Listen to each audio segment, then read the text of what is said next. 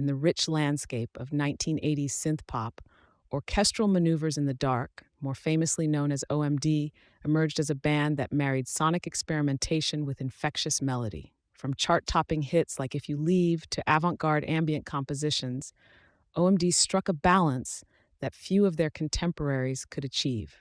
But before their rise to fame, there was a question that needed answering. What do you call a band blending science fiction aesthetics, Kraftwerk-inspired rhythms, and lyrical vulnerability? The answer came not from a record label or marketing team, but from the margin of a teenage notebook. The origin of OMD's name traces back to Andy McCluskey and Paul Humphreys, two Liverpool natives who started making music together as part of a broader collective of young electronic music fans.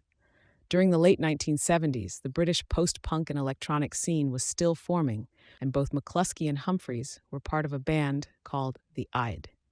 While experimenting with more electronic and experimental material outside of the Ide, the duo felt they needed a new name for this more avant-garde direction.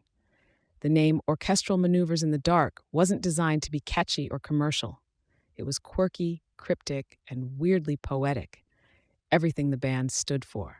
Andy McCluskey once explained that the phrase originated from something scribbled in a notebook.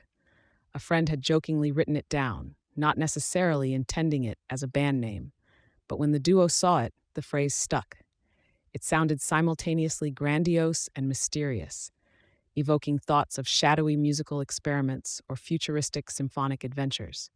It was also intentionally difficult to say, let alone remember, something that defied the conventional wisdom of the pop music world.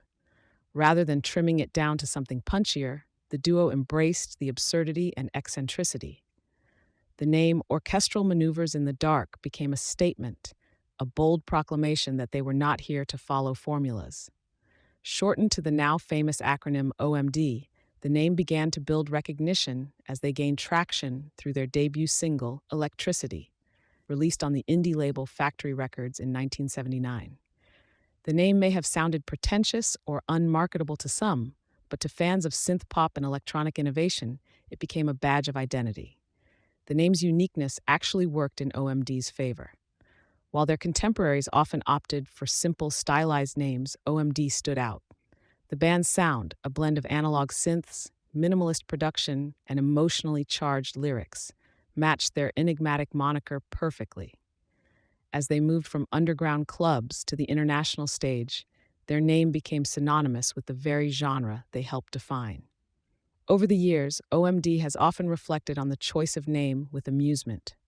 McCluskey has acknowledged its impracticality, especially when spelling it over the phone or fitting it into promotional materials. But there's no doubt that the name helped carve out their distinct place in music history. It's a name that sounds like a piece of abstract art, perhaps because it is.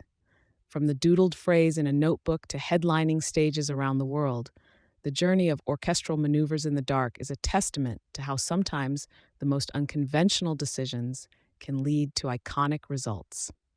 The band that once worried their name was too strange to be remembered has instead etched it into the annals of music history, proving that sometimes it pays to stand out in the dark.